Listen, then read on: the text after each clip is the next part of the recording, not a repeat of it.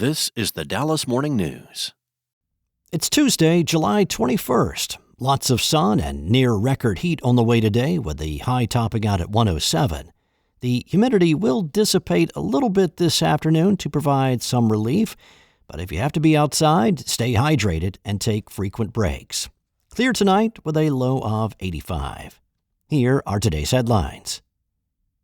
A 19-year-old woman from North Texas has been identified by the U.S. Department of Defense as one of two service members who were killed following an Iranian attack at an air base in Jordan on Friday.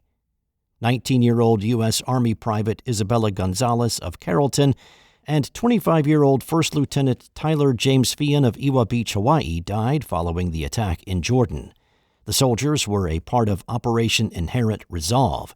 Authorities said the service members were killed as U.S. Central Command and partner forces defended against Iranian ballistic missile and drone attacks.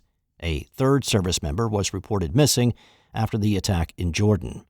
Central Command said Sunday that remains were found at the location, which are being examined for identification. According to the Associated Press, as of Sunday, 17 American service members have died as part of the war with Iran. Gonzales was a Hebron High School graduate.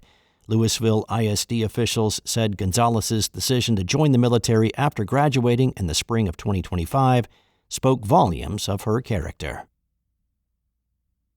In other news, South Korean tech giant Samsung Electronics is laying off hundreds amid the move of its U.S. headquarters to Plano.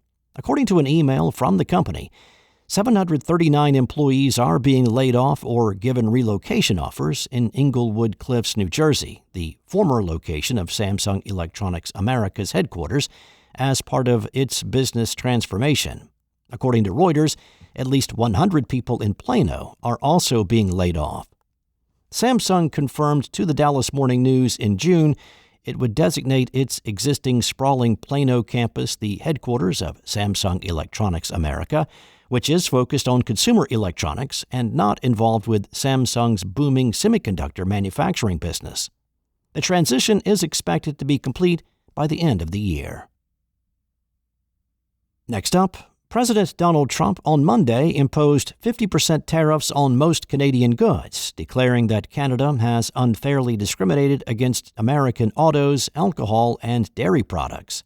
The move could unleash a new wave of economic chaos, with risks of higher inflation and further fraying of relations between the two nations that had been closely woven together before Trump's return to the White House. The administration official previewing the action said that Canada was one of the only nations other than China that retaliated against Trump's previous tariffs and must be held accountable. The official insisted on anonymity on a call with reporters to preview the president's actions and said that Trump signed 3 proclamations to launch the tariffs under Section 338 of the 1930 Trade Act. Several Democratic lawmakers last year proposed repealing the section because they said Trump could use it to destabilize the economy.